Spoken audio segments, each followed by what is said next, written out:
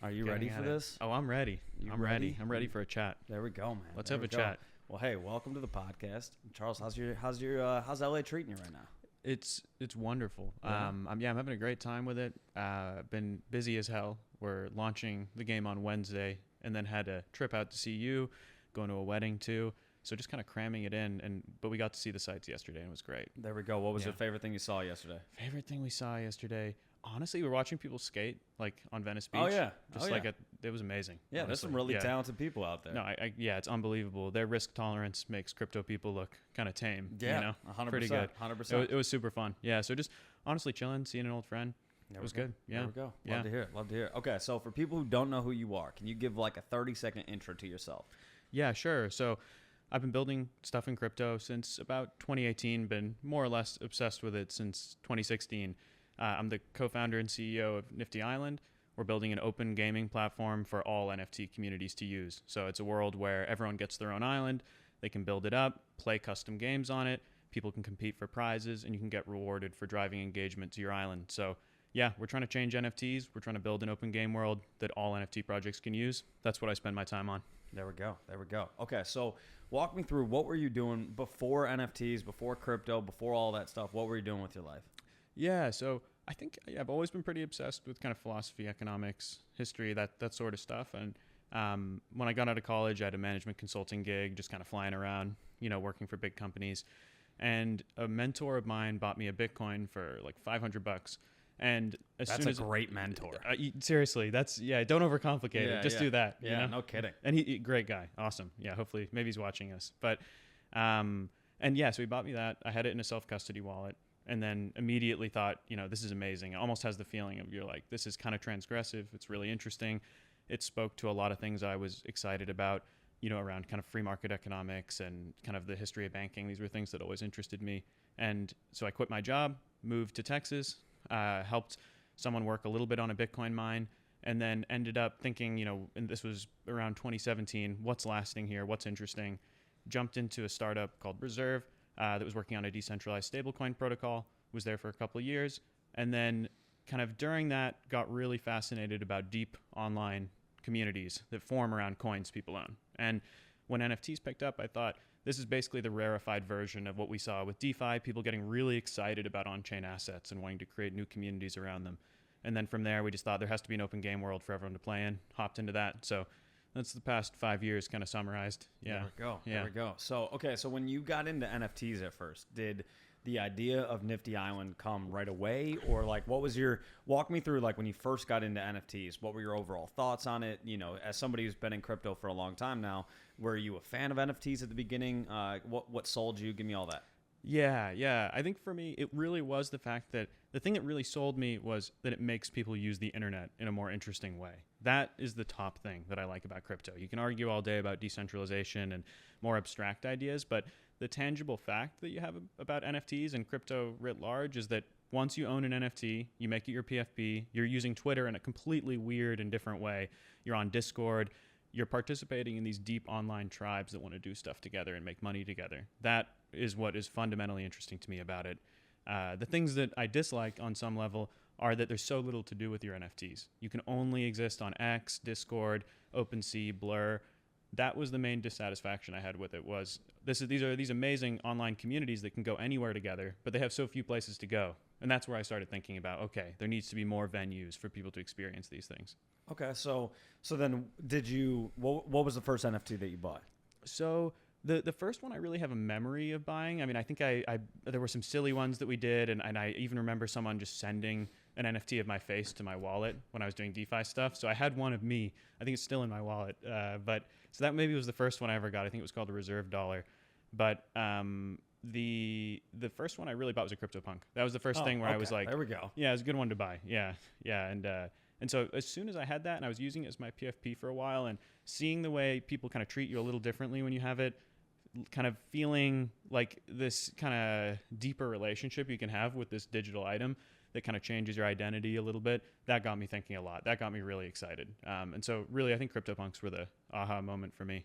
Yeah. I mean, hey, that's a damn good project to start with. Good one. Yeah. Mine was not CryptoPunk. So mine was a pixelated dick was my first NFT I purchased. Because I literally was like, I think people in the NFT space might buy everything, and then I realized very quickly they don't buy just everything. So it's a good lesson to learn right off rip. That could have worked. It could have worked. That could have worked. In another world, it could have worked. We could be talking opposite ways. I'm like, yeah, CryptoPunks didn't pan out, but I was like, the dicks did. Yeah, Pixel Dicks. What if they had become 100 ETH? Yeah, I overthought it with the CryptoPunks. That was But okay, so walk me through.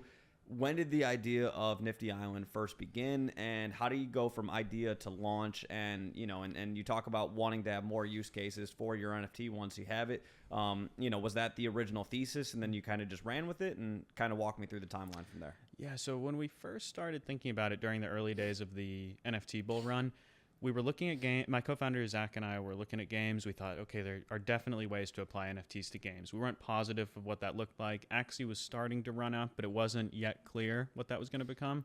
So we thought, okay, there's definitely something around introducing financial consequence to games, and then there's definitely something else around NFTs needing to be more than JPEGs. You want to use them in other venues. The first idea we had actually was to do a sort of avatar project that would have been something like on-chain avatars that you could use in different games. We were thinking about this idea and realized that we'd be begging people who build games to integrate it, and that it would just put us in a pretty vulnerable position where you're just sitting there trying to convince people to use something you built. And so we realized we really need to build the whole thing. If we want to have, the same goes for like wagering and financial consequence in games. We were thinking about building a kind of wagering system that could be used on top of games like Valorant or League of Legends. You play a League of Legends game, we see who wins, we settle a bet for you on chain. We thought that'd be cool, but again, you're at the mercy of League of Legends. And so quickly we came to the conclusion, if you want to push gaming forward and do something novel here, you need to build the whole damn thing. And so we set out to do that. And then that was the beginning. I think as soon as we said the word island, we knew we had to do it. Yeah. So walk me through. Now you've got the idea. Now you kind of know what lane you guys are going to go in. Walk me through from that final point of knowing what you're going to do to where we're at now for the game actually launching. Walk me through that timeline. I know that's a broad question. But no, we can do that. Yeah. So it would have been 2021, I think in the spring. I've convinced Zach to quit his job, and we're both going kind of all out on this. And we had basically a little demo in a Unity project. We were toying around conceptually with what it should be and convincing some of our smartest friends to quit their job too and join. At that time, we raised a bit of money, got started, worked all through the summer, made a good amount of progress. The market was ripping. We raised a good amount more, and then built out the team to be this kind of full-fledged Web3 studio. And I think at the time, it's one of those classic things where, we do this not because it's easy, but because we thought it would be easy, right? So it took a good amount of time. We went through the entire 2021 bull market with a strong community, doing cool stuff publicly, but not yet ready to launch. And so we just had to build through that. And then the bear market was obviously difficult. And we just kept pushing and pushing through that period with the conviction that we're building the right thing. And now we've kind of come out the other side. And after about 2.5 years of building, we now have, I think, a really incredibly solid team. And we're ready to launch on Wednesday. So on January 17th. So that's kind of, in a very short way, that's kind of what happened. Yeah. So how do you, so when you have the original idea and you guys go through, the 2 raises and everything like that, how are you able to maintain, I guess, because I think when people think of Web3 gaming, right, there's a lot of when game, right? Like you buy an NFT or there's a seed round or whatever there is and money is raised and then people go, okay, now where's this game at? And it's games don't get developed overnight. And if they do get developed overnight, they're probably going to look pretty shitty, right? Like I remember the first NFT game that I saw or Web3 game that I saw, and I'm not going to say which project, won't throw them under the bus. But I remember when I watched it, I sent it to one of my buddies and I was like, am I crazy or is this the worst looking game you've ever seen in your life? Like, am I supposed to be impressed by this just because NFTs are involved in some capacity? Like this looks like shit to me. And so, then on the other end of things of okay, well, we're going to build it out, build it right, do it right. Well, okay, it takes a really long time, right? Yeah. So how do you maintain, I guess, keeping the community from wanting to kill you, basically, totally. For taking the proper amount of time to build out the game? How do you kind of maintain that balance of keep the community happy while at the same time building something that actually has, substance to it? Yeah.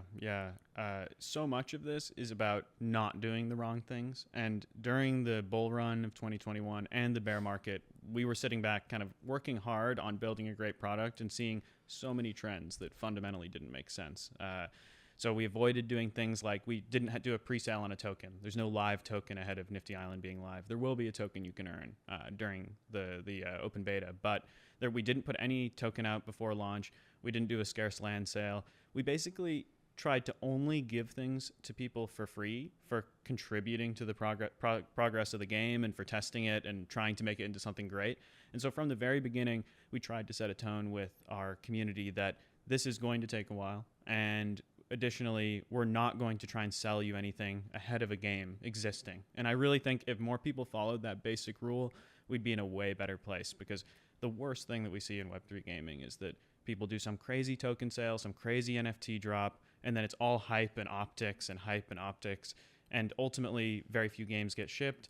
Things take forever, and maybe even the incentive is to never ship it because a bad game will be bearish for the assets you've issued. So for us, we really tried to avoid those bad paths. That was the biggest thing we did, was we saw so many false paths you could follow, and we said, let's focus on product. And when we have a token, it'll be the right time. We'll do it in a way that, is catalyzes growth, and that means that the token's value it'll be all judged based on the quality of the game. We won't be sitting there kind of having to put up smoke and mirrors about what we're doing. It's just very straightforward and transparent. So when you guys were focusing on building out the game, how did you think about attracting users? Because one of the things that I always kind of think about is like the Web3 world that we operate in is incredibly niche, right? Yes. So then on top of that, when you are positioning your game or whatever you're doing as something where the audience of it is Web3 people, it's like, well, you're now looking for Web3 people who have time to game, right? Yeah. It's a very, very niche market at that point, right? Mm-hmm. So one of the things that's always kind of made me a little bit nervous about Web3 games is I'm like, if you don't appeal at all to Web2 people, then are you basically saying the potential audience we could have is like, what, like 5,000 people? That's a very small market, right? Yeah. So, and all these games are competing over the same group, right? So when you think about like building out Nifty Island, are you building it out with the, like, what is your, I guess, anticipation of where it goes? Is it something where you do think this further down the line, Web2 people will want to come into this? What's kind of like the growth strategy for Nifty Island? Yeah. So the long-term vision is, our tagline is where communities play. And the long-term vision is that every community on the internet is using Nifty Island. Every subreddit, every Twitch streamer has an island. They're inviting their audience. Every Twitter influencer, anyone can be a game creator, and everyone can have an island. That's where we want to go, right? We want to try to rethink how a game world like Roblox or Fortnite, where users make the content, can function. We want it to be that every content creator has an island. That's the long-term goal.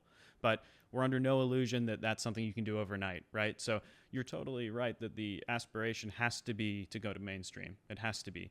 But there's a question about sequencing, and what we never want to do is promise that we'll get there overnight. So where we're starting is, we're starting by saying there are people who are excited about stuff that's on chain, people who love these deep NFT communities, but they're kind of underserved. There's not a lot to do with their NFTs. Some people want to do more things with them.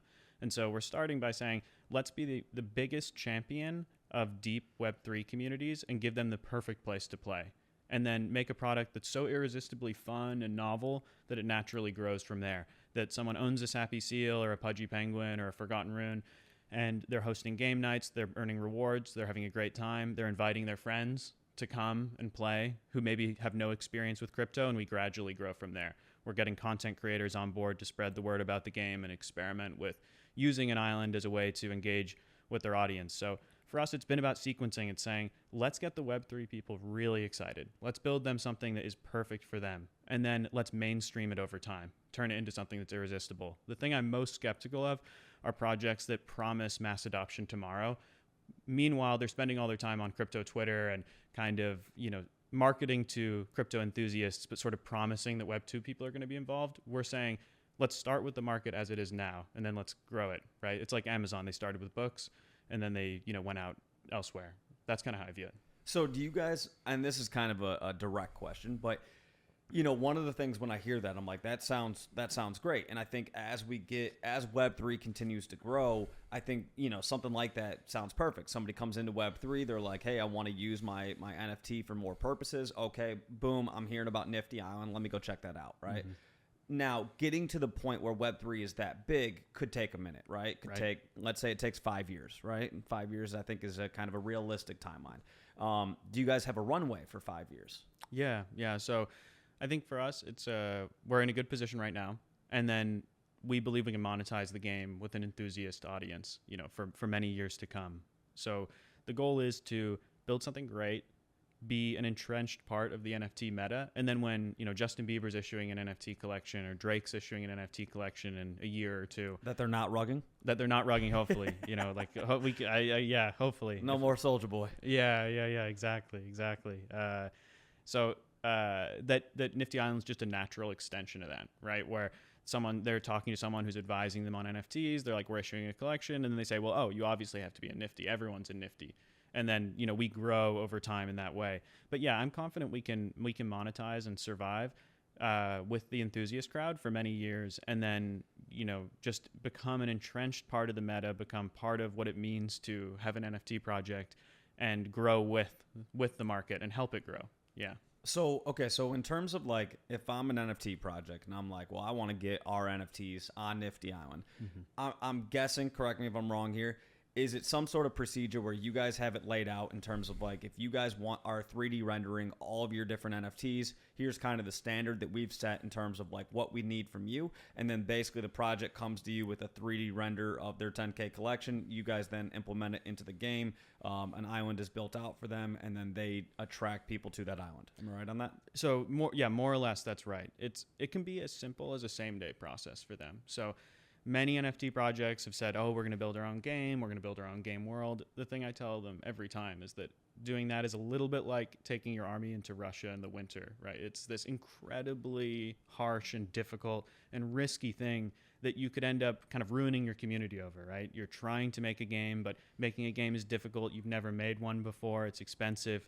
And so what we say to them is, instead, come to us with simply, some 3D assets, avatars or other objects that you want token gated in game. Come to us. We accept a really broad range of 3D assets. That's kind of our secret sauce. We can ingest most things, and then we'll token gate them. We'll spin up a cool community page. We'll make sure the social graph that your community has is recognized in game. You'll have quests and prizes, and all your holders can have their own island, right? So it's not the team having to maintain an island if they don't want to, or have another thing to worry about.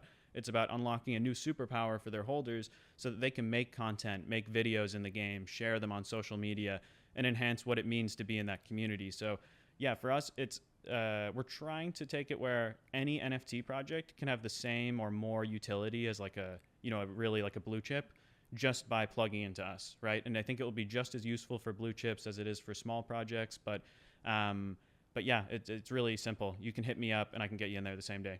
That's awesome. So will there be like a main island? Like if I want to go up against, if I've got one of my one of the NFTs I hold has an island on there, but then let's say, you dropped earlier this week the video with Pudgies, right? Mm-hmm. So if I want to go up against a Pudgy, is that possible? Yeah, if you want to meet up with lots of other Pudgy Penguin holders and play with them, it'll be really easy. So you can take a link to your island or another person's island, share it on Twitter, share it on Discord, rally everyone together. You can even set a prize for coming if you want, and you'll get that community to descend on any island you want. Is there a central island or one island? We're going to have a few featured islands to start that the team has put together with a few builders we work with. So there will be cool islands to start on day one, but right now, it's really all about user islands. So every user has an island, every creator has an island, and it's kind of their job to build it up and share it with people. So here's my question for you.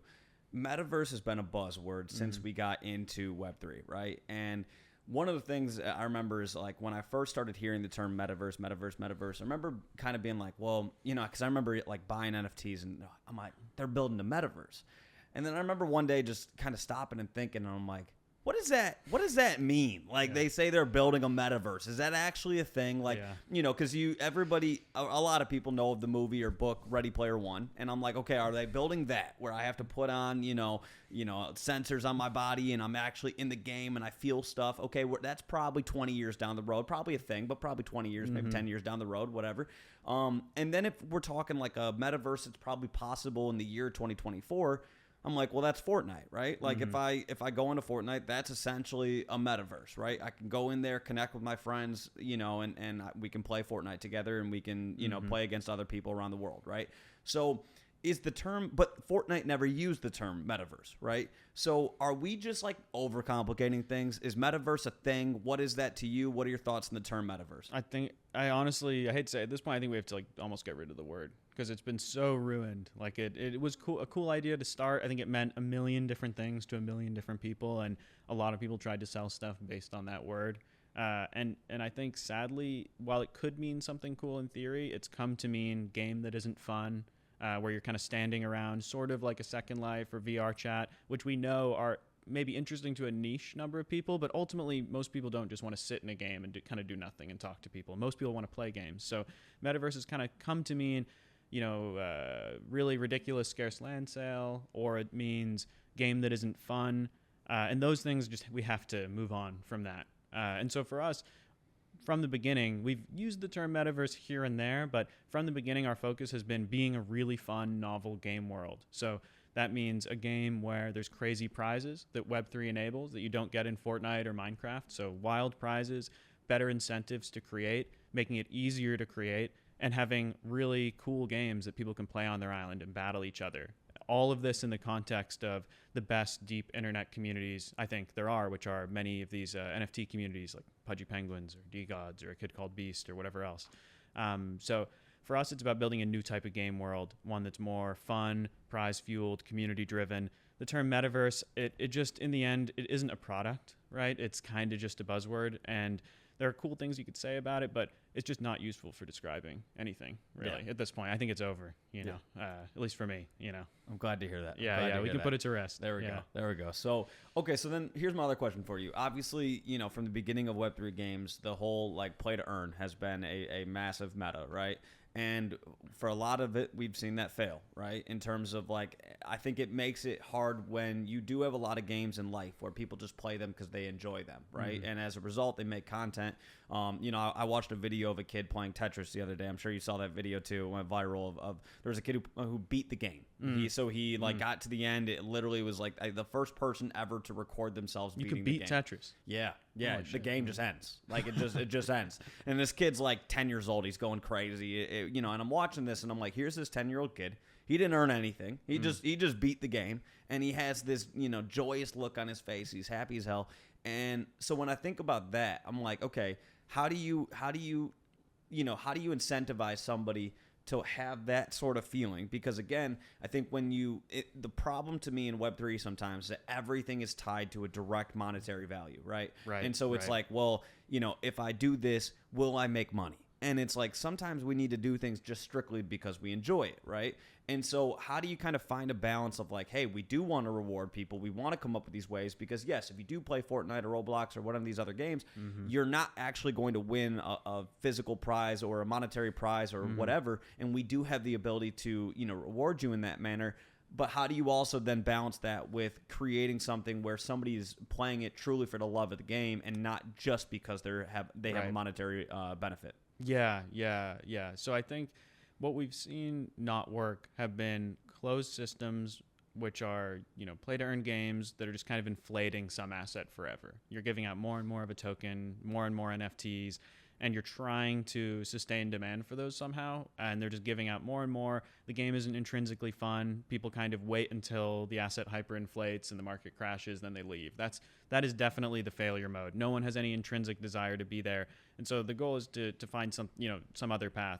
For us, Web3 is something that we think intensifies the fun of a game that is actually fun. So that means that part of the fun of being there is that there are these deep communities you can play with. So for us, playing games is just as much about who you play with as the game itself. So playing with your friends who are Pudgy Penguin holders or playing with your friends who are Sappy Seals holders, we think that is kind of the killer experience in a lot of ways.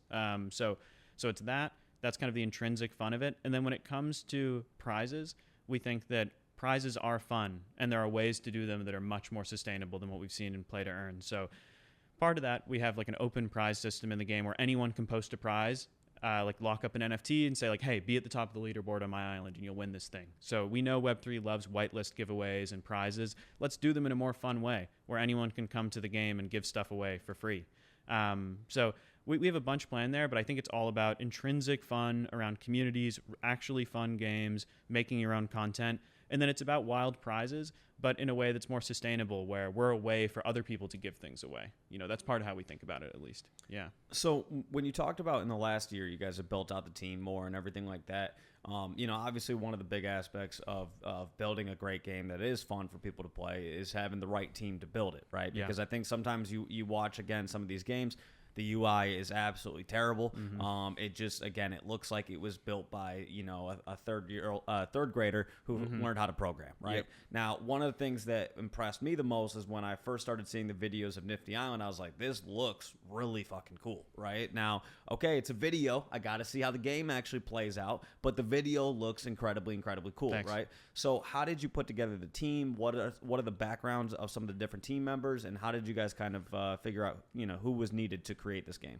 Yeah. That was one of the toughest tasks, I think, is just assembling people who are willing to do this over multiple years and like a long time horizon. And it's also, when it comes to games, you have to radically give a shit at many different levels. No one wants to be in a game world if they're interacting with something and they're like, oh, well, the dev didn't even care enough to make this feel good. So it's everything from the game modes being fun to when you're moving around as the character through the world. Does it feel weighty? Is it enjoyable when you jump around? Is it fun and compelling? To little details of UI, UX that all have to be perfect, really. So finding a group of people who radically give a shit and have the skills is the big challenge. And we've got a great team. So Zach's my co-founder. He's been making games since we were in middle school together, more or less. And he's just, he's a beast, and really radically gives a shit at all these different levels. And then we've got a whole bunch of other people. Our lead backend dev was at Amazon for a long time working on the Alexa. We've got our lead blockchain dev who was getting a PhD in robotics and went on to work with us. And then just a whole host of other people, really skilled Unity devs, and a great team that works on our web app too, for the marketplace. So I guess I'll just say it's a great team. It's our biggest strength, and the culture internally is that we radically give a shit about each and every detail of the game. And the thing we post all the time too is we're not just making a game in isolation from crypto, right? The thing I post regularly in our internal Discord is this one pager I have, which is like, we have to radically improve the experience of operating an NFT project, make it easier to engage and grow that community through the game. And we have to make it radically more fun and rewarding to be a holder of an NFT project. If we do those two things, then we're indispensable and we've done our job. If we just make a game that doesn't really relate to crypto, then we probably failed, because it's just one game of thousands and thousands that get released a year. So yeah, we both, I think, have a team that radically gives a shit. They're skilled, and we care about crypto and where it's going, and we want to make a game that pertains to that and tries to unlock what Web3 can do for games. Okay, so you talk about where crypto's going. So I have a two-part question. One, where do you believe that crypto is going? Obviously, the space has changed a lot in the last 3 years since you guys first came up with the idea of Nifty Island, right? The NFT space in general has changed a lot, drastically changed a lot in the last 3 years. So where do you believe crypto is going? Where do you think the NFT space is going? Are we in a good position right now? What are your thoughts? So I think for me, the advent of NFTs was like the most heartening thing that's happened in the history of crypto for me, because when I started getting into crypto, it was all about becoming a new form of money. That was the main mission. Bitcoin was going to replace the dollar, and then maybe Ethereum was going to replace the financial system. These things are all still perhaps possible, right? But in the end, they don't present a very clear consumer wedge. Like, okay, Bitcoin's going to be the reserve currency of the world. What does someone do today with it? You know what I mean? What's the first step that you take? And it becomes really unclear what that is. NFTs are amazing because it's the first time ever that there's a form of consumer good that you have to interact with the blockchain with to get it, right? Like a Bored Ape or a Meebit or whatever it is. It's, if you want those things, if those are exciting, you have to interact with the chain. And so for me, NFTs are this new form of digital retail. They are consumer goods that exist online. They enhance your experience of being on the internet and playing games and doing stuff. And you have to interact with the blockchain to get them. So to me, that on a whole is really heartening. And in terms of where things are headed, I think that, and I'm an NFT maximalist, basically. I think that there's almost no other avenue for crypto to catch on other than having really cool NFTs that people are just intrinsically excited about, and they want to collect them and buy them and trade them. And so gaming to me is the main venue by which we make NFTs radically more exciting. So having say having a Ute or a DGod today, already cool. I think you experience Twitter in a new way, you experience Discord in a new way, you have homies all over the world. We can make that even more compelling through games. We can make it such that suddenly your experience of playing games is way more interesting. You're invited to game nights with prizes, and you're hanging out with the founders and playing games together. You're making interesting islands. You're earning rewards for doing all of it.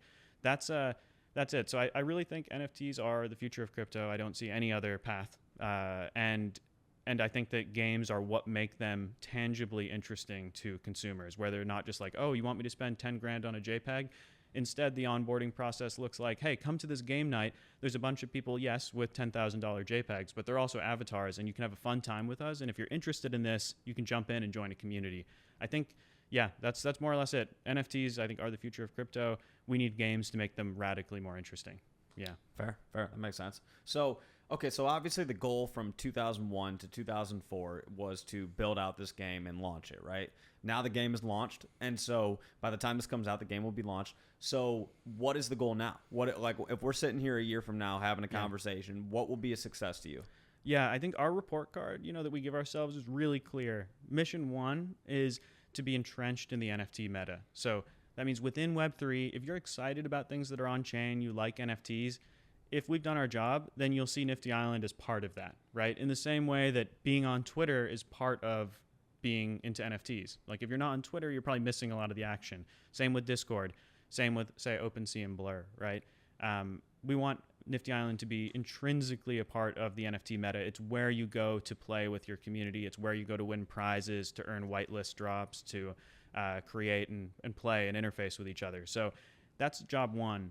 And that, I think, is the job for this year, is to emerge as that kind of part of the meta. And then the job after that is to start to push the bounds beyond that. So it means there's more we'll want to do this year. We'll want to deepen the experience you can have in game, make it even more kind of interesting in terms of like crypto-enabled wagering and fun, kind of more financial features on top of the game.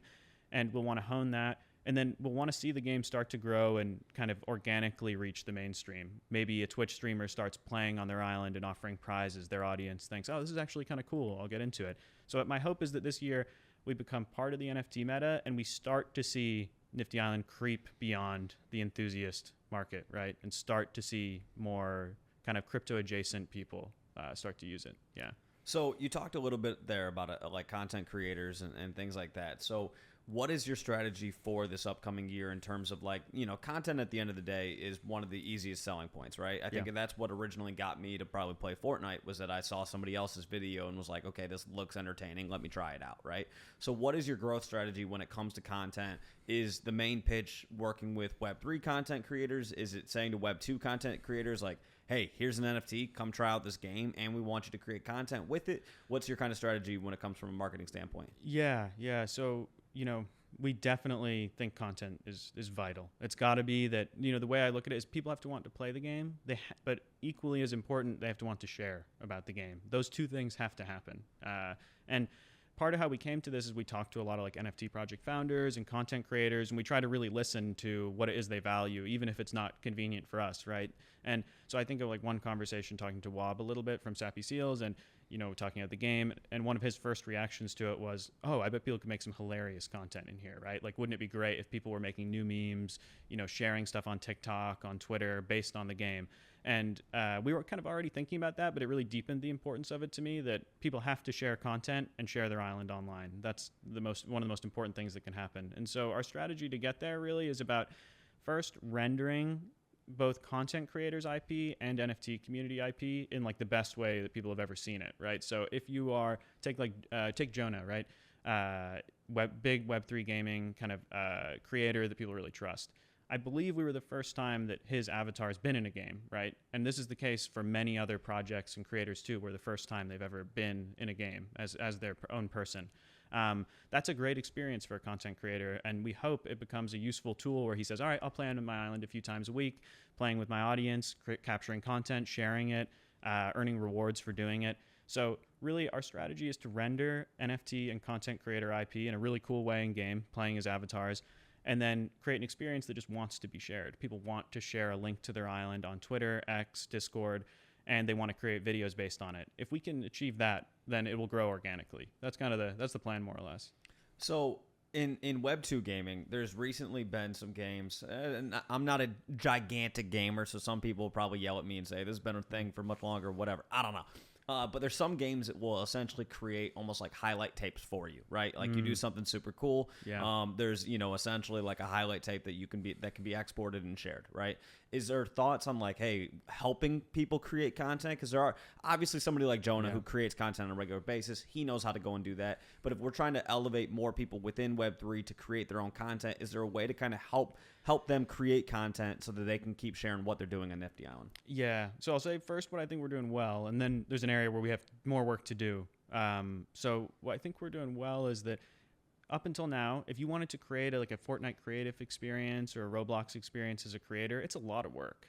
Very few people do it, and people assign whole teams to do it. What I think you'll be able to do on day one in Nifty is make a new type of game experience that's a lot easier to spin up and just enjoy really quickly. So like, say for you, for instance, probably you haven't made a Roblox experience, I would guess, right? You haven't hired a bunch of devs and made your own custom game. Virtually no one has. But you would be able to hop into Nifty and make an island in one play session and then share it with all your friends and get them to join. So that first thing, that sort of more short form, easily accessible game creation, that's something I think we're doing pretty well. We'll have to improve on it, but that is something where I think we're doing the right stuff. Where we need to improve is letting people, as you say, capture video almost automatically in the game. I think we need it to be that there's a little robot companion called B in the game. He should be flying around and capturing content for you and cooking up clips and just sending them to you. I think that we need to do that. We haven't done that yet, but we will. I think we will. Okay, so I'm going to throw out another idea. All right, I'm just brainstorming here. Yeah. So, okay, obviously when you play a game like Fortnite or some of these other games, you can purchase a skin, right? Mm-hmm. One idea would be, what if it was possible for somebody to go into the game and for them to say, hey, maybe I don't own a Pudgy Penguin, I don't own a D-God, I don't own a such and such, I can't afford those, but I want to play with one of those skins. So what if you could purchase a random D-God skin, a random Pudgy skin, whatever, and then whatever that purchase price, portion of that goes to Nifty, portion of that goes to maybe the holder of that skin, and then maybe a portion of that goes to that specific community's island as a giveaway. I love it. And we're set up to do most of that as is, which is great. So we have a marketplace, and the way it works is that anyone can come to the web app and they can upload a game-ready asset and turn it into an NFT, sell it, give it away. Right now, if you want to take an avatar and turn it into an NFT, it's pretty unclear. No one really knows. Very few people know how to do that.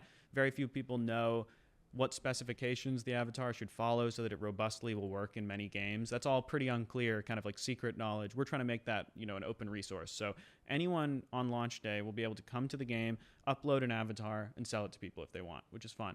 And so I think something like what you're describing is great, where if you had, say, a Bored Ape and you have a commercial license to use it, right?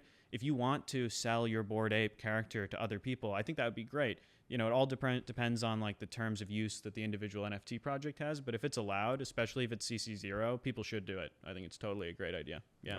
There we go. It's in the movie. There we go. Yeah. Okay, so then my next question for you is, obviously multi-chain has been a thing that I feel like in the last year has really caught on. Before that, it was everybody was a ETH maxi, Sol maxi, Bitcoin maxi, Polygon maxi, the whole nine. And so as a result, again, you take the community that we have in Web3 and you make it even more niche, because some people are, hey, I'm only doing things on ETH, I'm only doing things on Solana. To me, we've started to see a little bit, and it was a little bit of a rocky start, but I think we started to see, communities go, okay, hey, maybe I'm from ETH, but I'm looking more into Sol. I'm from Sol, I'm looking more into ETH, vice versa, everything like that. Now people are starting to check out ordinals more, everything like that. So is there a plan to have projects from other chains? Could we see a OMB on there? Could we see, all these different NFTs? Could we see them all on Nifty Island at some point from all different chains? Yeah. So I think what shift, there's a shift you're describing here where people were maxis of chains. And I think that has to, for me, I'm not that interested in that. I'm, as I said, an NFT maxi. I'm mostly interested in people creating things that get people excited about stuff being on chain. What chain it's on, it matters to a degree. And I I have my bags. I've got ones I'm interested in. I use ETH a lot, but at the same time, I just am mostly interested in people creating stuff and getting people excited about stuff that's on chain. So for us, today we support Ethel1, Polygon, and Base. So a good broad swath of EVM compatible chains, and we're going to keep adding more. I think Ordinal's definitely a possibility. Solana would make a lot of sense to do. So we're going to keep adding chains because in the end, for us, we just think if you're excited about an NFT, we want to be the place where you play. And we don't really care what chain you want it to be on. That's up to you. So yeah, we're going to keep adding chains for sure. There we go. Yeah. So what are the biggest, I guess, like, let's work in reverse. What were some of the biggest challenges when you guys were looking at building out the game and everything like that? Again, I'm sure you went into it with a decent idea of like, okay, here are the biggest problems that we're going to have to solve. Obviously from actually coming up with the idea to now the actual launch, I'm sure there were a ton of problems that came up that you had to overcome. What were some of the biggest problems that you guys had to overcome, and how did you do it? Yeah. I think there's so many. The big overarching challenge is that there are no, like if you're making a game normally, like a mobile game, you would just look at like the thousands of mobile games that exist and say, okay, this works here. Okay, great. That was a good feature there. Oh, that's a nice way of doing in-game monetization. You could piece things together. For us, we're just completely in the woods, right? There's a couple things. You have Axie, a live experiment, but there's almost no Web3 games you can draw on as a reference point where they have DAUs and you can really like see what works. And so for us, a lot of the challenge was thinking about what is actually worth building and building the right stuff. So that meant talking to NFT project founders, Discord mods, holders, a lot, and trying to figure out what they're interested in. And this led us in a bunch of different directions. So one of the trickiest features to work out for us was prizes. We knew that people want to earn prizes playing Web3 games, right? And then it's thinking like, okay, how do we do that in a sustainable way, in a way that's fun? And where we landed was this open quest system we have where anyone, at launch it will be closed, but shortly after launch we'll open it up.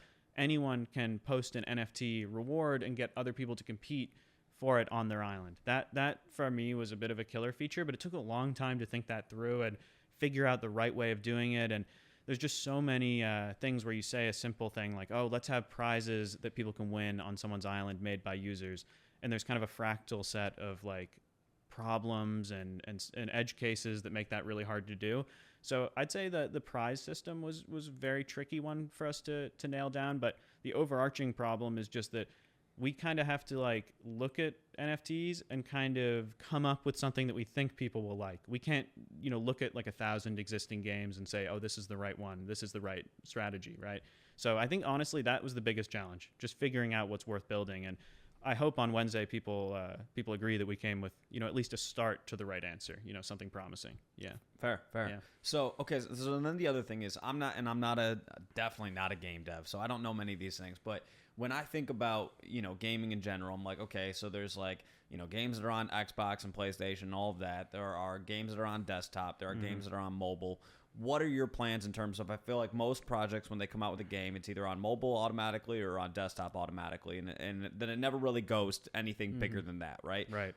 First off, do you guys have plans to eventually go to mobile? And then how does that even work if you wanted to eventually get it onto like PlayStation or something? Right. Is that a feasible thing? Like, because to me, I guess one of the problems I see, and I'm not, like, people have since explained to me that there's a gigantic mobile gaming market and desktop gaming market and everything like that. But when I think of games, my initial idea is like somebody pulls out an Xbox controller and they start playing, right? So is it possible? Like, are we going to see a Web3 game at some point on Xbox? Is there just like too many limitations because of like blockchain limitations? What are your thoughts on all of that? Are you guys going to be going to mobile? Are you guys potentially looking into bigger gaming setups and all of that? Yeah. So in terms of kind of where do we start and then where do we go? Where we start is on desktop, on Mac and PC, just because while I think mobile crypto is really promising, today we're all using desktops to interact with it. And so we're just starting there. It worked for Roblox. It worked for Fortnite. It worked for Minecraft. It's probably a decent starting point for us too. And so we're starting there. Mobile is a great next target because it's relatively easy to get on there. And we're built in Unity. We would need to readapt some things like the controls, but we could get on mobile, I'm not going to say easily, but we could do it. We could certainly do it. And that broadens the audience so much. And so that's where we start is with desktop, and then we look to, do mobile.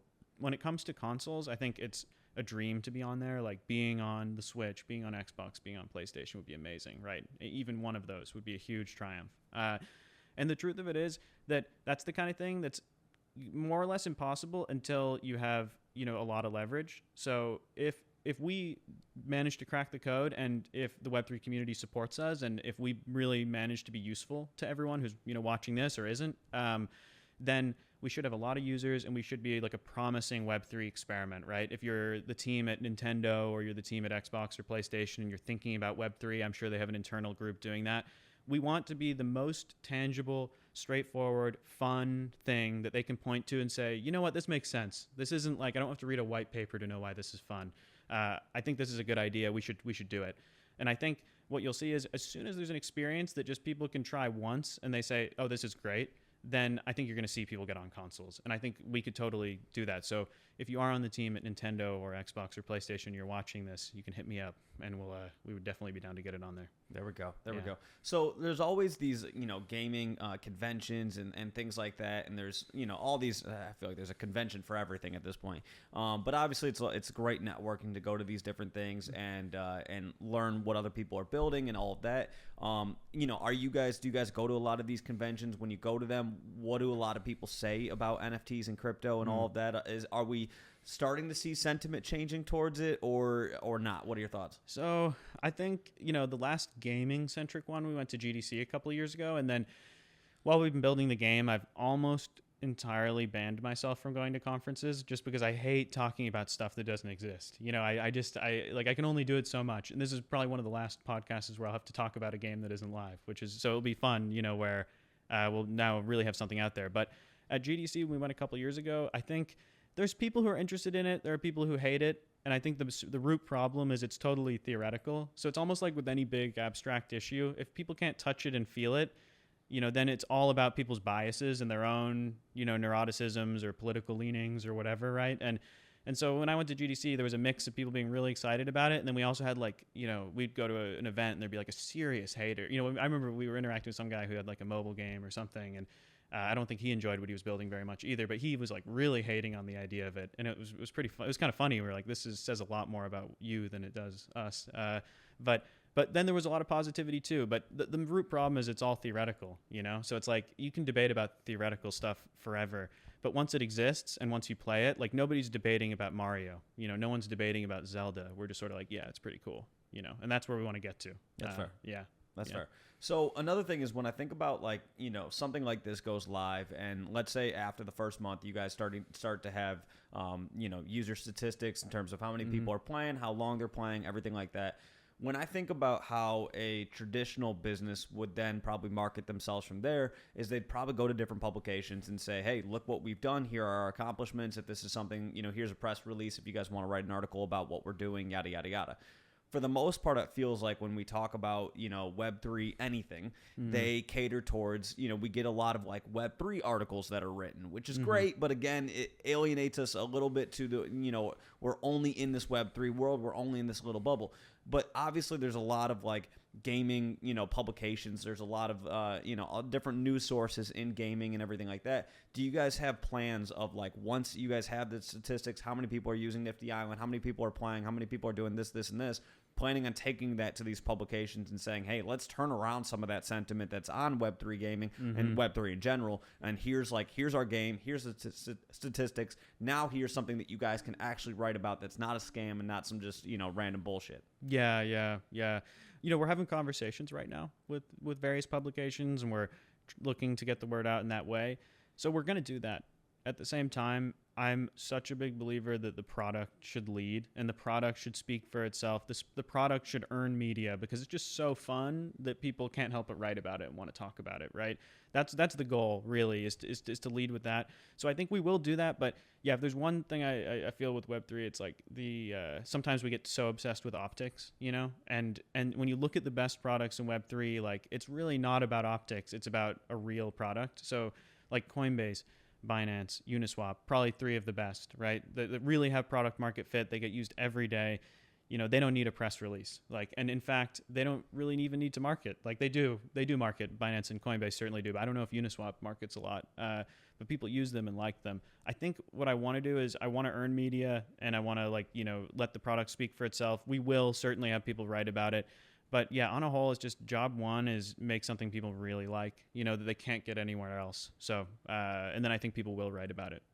So, okay, so and then I want to, for somebody again, let's say somebody hasn't played the game, and we talk about like you go onto this island and you play the game. What is the game? Can you give me like a 30-second for anybody who's watching this right now hasn't, obviously I'll have already included my video of me playing it, but this will be this is a nice little cut to put on Twitter. For people who don't know the game, what is the game? What is it? I think one of the shortest ways I can put it is Animal Crossing, Halo Forge, and kind of a social network have a baby, right? And the way it looks is there's tons of islands all made by users. They can build them up however they want. No code. You can do it with your friends like you're building in Minecraft or Valheim.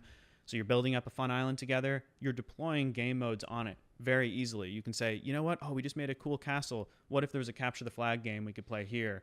You're plopping down a flag, you're putting some ammo spawns down, and then you're triggering a game and in real time just playing it with people. And then you can share that, invite people to come around. So you're going to see a bunch of, and then we have other game modes too, like you can make fun obstacle courses and challenge each other to be the fastest, or you can race each other. Additionally, we have a kind of Among Us spy hunt type game where you have to, blend in with a bunch of NPCs and take out other people who all suddenly look identical, right? So that's fun. So what it really looks like is it looks like player-created islands that are fun to build, games you can deploy on those islands. We call them playground games because you can play them anywhere. Like you're on the playground as a kid. People don't, tell you where to play what. You just say, oh, that's a cool structure. Let's play capture the flag on it. Let's play don't touch the ground tag. That's kind of what we're going for with the nature of play on islands. And then layered on top of that are the communities that come in and play. You're playing as your Sappy Seal. You're playing as your Pudgy Penguin. You're playing as your Bored Ape, etc. And you're competing for prizes. So that's kind of what it looks like in practice. It's just a fun kind of wild party on an island where you can build whatever you want, play whatever you want, invite your friends, earn prizes. What's the learning curve on like building out something like that? Because if I go onto the game and let's say it's the first week of launch, I would assume there's probably not going to be like a ton of islands right off rip that are like really exciting and everything like that and well done and all of that. So what's the learning curve on like if I'm not good at I don't know I'm not like a gigantic gamer, would I struggle to build out something, or am I better off kind of going to somebody else's island and playing on theirs? Like what does it look like from the building out process? So what I hope we've achieved, and you guys will all have to let us know if we did it or not, right? In the end, the users will, or the players will judge. But I hope we've made it easy enough to make a cool island that you're kind of surprised at what you can accomplish. Where you're like, oh man, I would never make like a Fortnite level or a Roblox level. But you're like, you know what? I hopped on. They procedurally generated me a cool looking landmass with some trees and grass on it. I put down a few buildings. I decorated it with my NFTs. And I kind of like what I have, and I want to invite my friends to check it out. It doesn't have to be the best island of all time, but if it's pretty fun to be on, that's enough. And I think you'll be surprised that you'll be able to do that. You'll be able to make something that you think is pretty fun, that you're like pretty proud of, hopefully in one play session. That's the goal. We'll see if we hit that mark, but that's the goal. And then if you don't want to build your own island, that's fine. You can just go and hang out on other people's. And I promise you, there's going to be a dedicated group that go really ham. I mean, we have people right now who are kind of scrambling to make islands for the launch, right? Just so that we have some cool ones to start with. And I'll give a shout out to Port Tango and Tango because he's really going ham right now. But he's making like a massive, crazy island for day one for us, and a bunch of others too. And so, yeah, I'll say there'll be fun islands you can go to. You don't have to build your own island, but I think you'll be surprised at how easy it is to do. There we go. That's the goal. Yeah. Okay, so you've talked about a token a little bit before. So what does that look like, and what are your thoughts on how do you make a successful token? Because, again, I think we've seen tokenomics kind of change over the last 3 years. We've seen pretty much every different strategy kind of come out there. People have tried different things. Tokens can either be, in my opinion, the best thing in the world or the absolute worst thing for a project and for a game and everything like that. So what are your thoughts on like how to make a token enticing enough for people, but also something that's not like extremely detrimental to what you're building? Yeah. Okay. I mean, so first, in terms of not making it detrimental, I think one of the biggest things is distributing it in the right way. So many people, and I get it, if you need to do this to survive, if you think it's the right thing to do, go for it. It's not a criticism. It's just, to me, it's a challenging path to walk to sell a token to a bunch of random people who have never played your game and then expect them to be happy when you ship your game, because they don't really want to play it. And they're kind of at odds with the game itself. They don't want to play it. They want the token to be worth a lot. Does that necessarily, is making them happy the same as making your players happy? It's very challenging. So the first step for us is we're doing this play to airdrop campaign, and that means that we're giving out the token, we're awarding it to people who play the game, in the first months of its lifespan. And so that means if you're a part of a deep internet community, if you're a part of an NFT project, if you're excited about things that are on chain, you're probably eligible.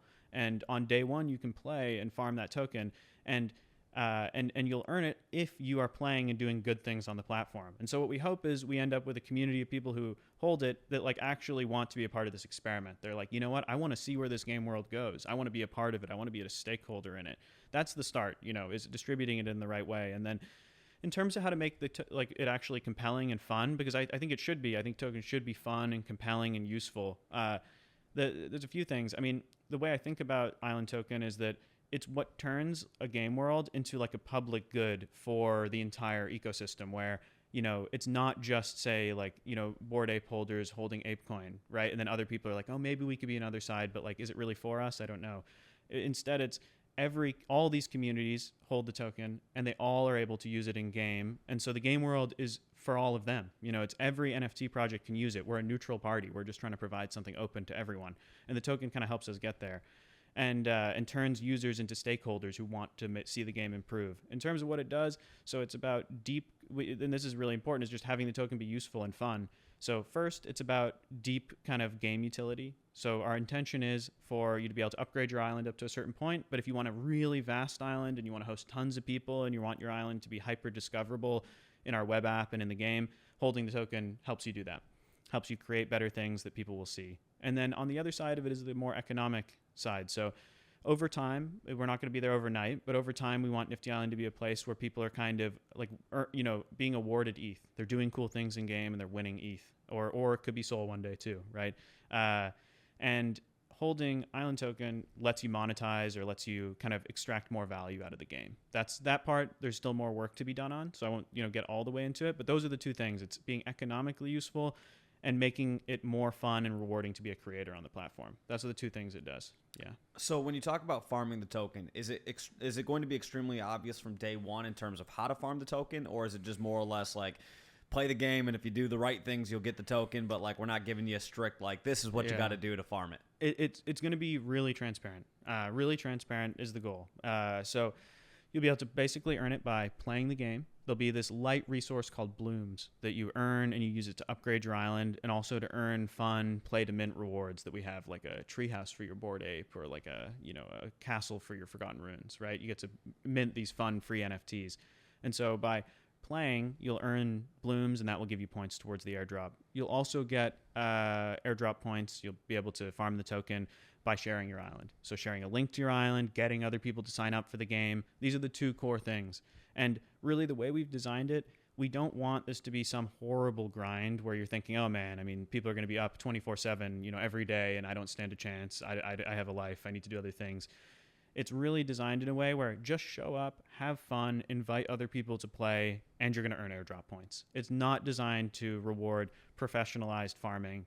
That they may do fine, they may do well through it too, but really is we've designed it in a way where just play, just have a fun time, play and share, and you're going to end up, earning airdrop points. That's the goal.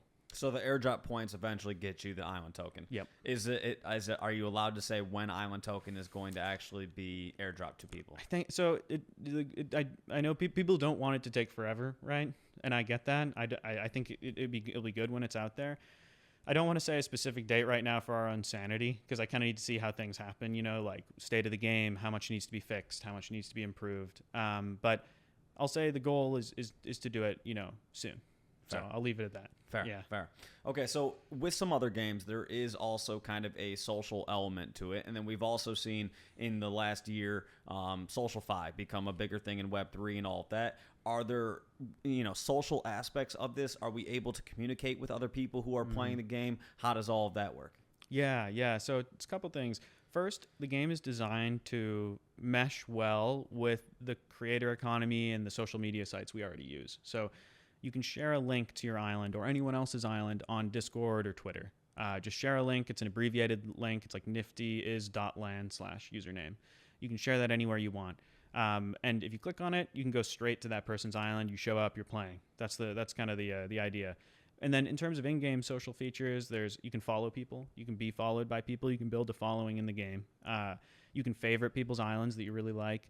And you can communicate in game, through chat and voice. And I believe, I'm trying to remember if DMs are going to make it in for launch or not, but we had DMs at least for a while, where you could like DM people in the game, which is kind of fun. So yeah, it's pretty well featured on the social side. Yeah, very cool. So voice chat from day one, I'll be able to log. Okay, I'm very excited. Definitely. You can grief people, just not too hard. Hopefully. Yeah. We shouldn't be talking too much shit on there. I mean, you can talk some shit. The good news is the island owner can kick you if it's too much. Oh, there we go. So that it'll be up to them. Yeah. Right. Well, hey man. I mean, I'm excited. I think it's really cool. Thanks. I mean, dude, ever since I first saw that trailer, like I've been wanting to play the game, so I'm excited. By the time this video comes out, I will have already played it. I'll have those videos in this podcast, so everybody can get to see that.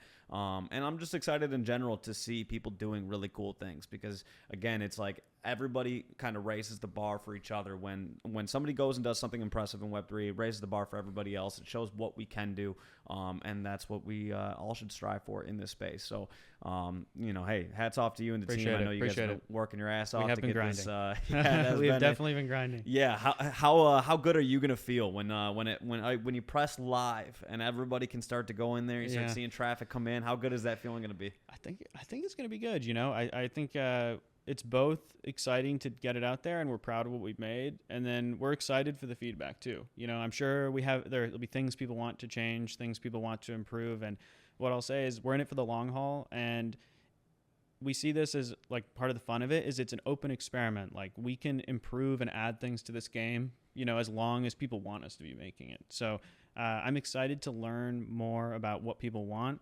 And I'm excited to share what we built, because we've worked really fucking hard on it. Yeah, the team has absolutely grinded on this. I have to say, like, hats off to them. Yeah. There we go. Yeah. There we go. Well, hey, hats off to all you guys. I'm excited. Is there any alpha that you want to leave us with? And I know we just talked about token. I feel like that is big alpha.